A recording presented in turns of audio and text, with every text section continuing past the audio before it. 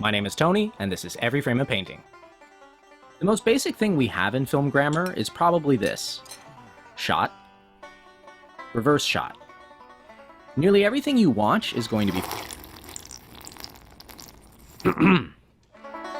Nearly everything you watch is going to be filled with it, and most filmmakers seem to use it as a quick way to record dialogue.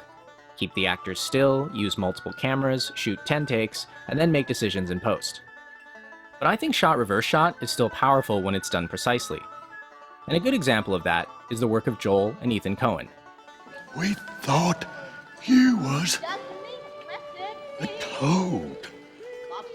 Because the Coens are masters of the dialogue scene, and they've done it by keeping their shots simple but precise.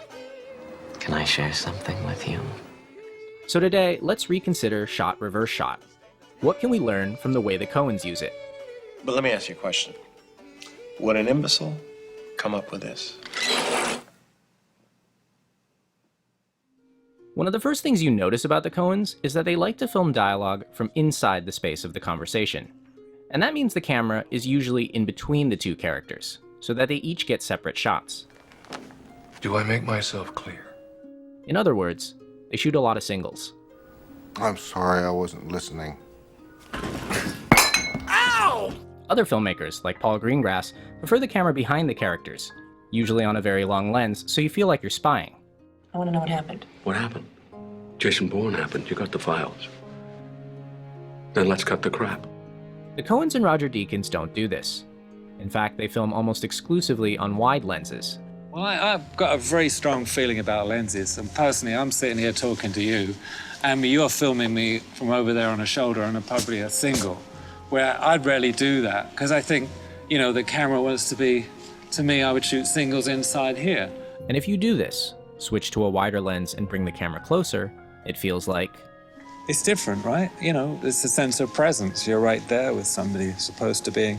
I think psychologically, it's a totally different effect, so. But what is the psychological effect? If a long lens feels like you're spying, then how does this lens make you feel? Look, something is very wrong. I don't want Santana Abraxas. I've just been in a terrible auto accident. I would say it's two feelings. Kind of uncomfortable,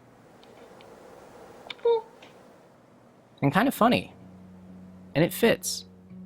Because the Coens like to isolate individuals, trapping them in situations that they really have no control over.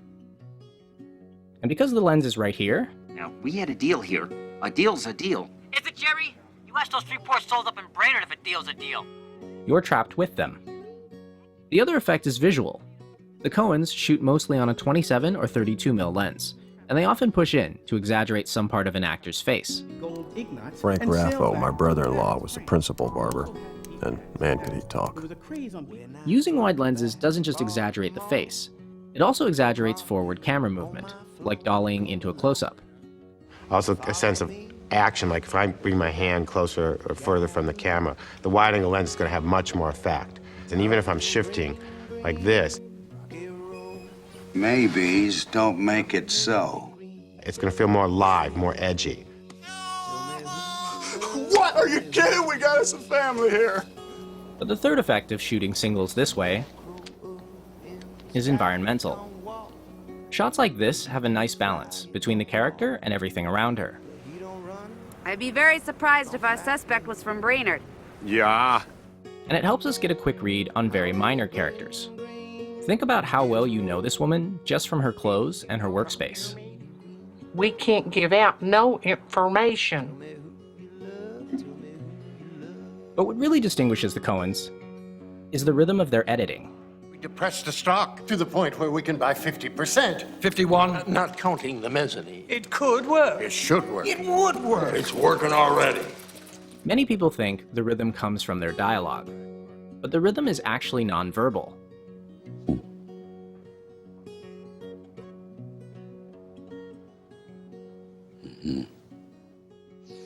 Sometimes, to feel the rhythm, you have to see it done badly. This is a film they wrote but didn't direct. Watch the awkward pause between two lines of dialogue. Not that I judge. How terribly interesting.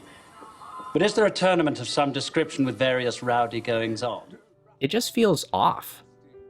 Now watch this moment, directed by them. Cigarette?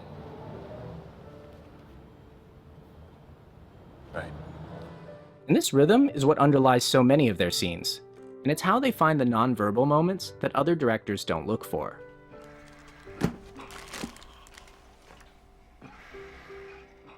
But what do all these choices add up to? I think it creates a particular tone, because on one level, the Coens want you to laugh at these people. After all, they use the wide lens to exaggerate the face, and they time the scene for humor.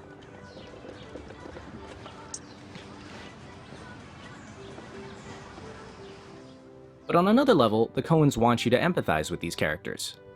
They frame wide enough so you can see the environment, and they put the lens right next to people at their lowest point. I'm dying. Do something. Help me! There's an old saying, tragedy is a close-up, comedy is a long shot. But for the Coens, those distinctions are jumbled. They play both tragedy and comedy in intimate singles. I miss Mike. And that's the fascinating thing, because dialogue scenes aren't just about recording the dialogue. They're also about the nonverbal behavior. I don't guess this means much to you. Hell yeah, I could tell you some stories. And that's the point, that we all have stories. And by placing the camera here, using a wide lens, and following their particular rhythm, the Coens have found an interesting approach to the most basic tool. Shot, reverse shot.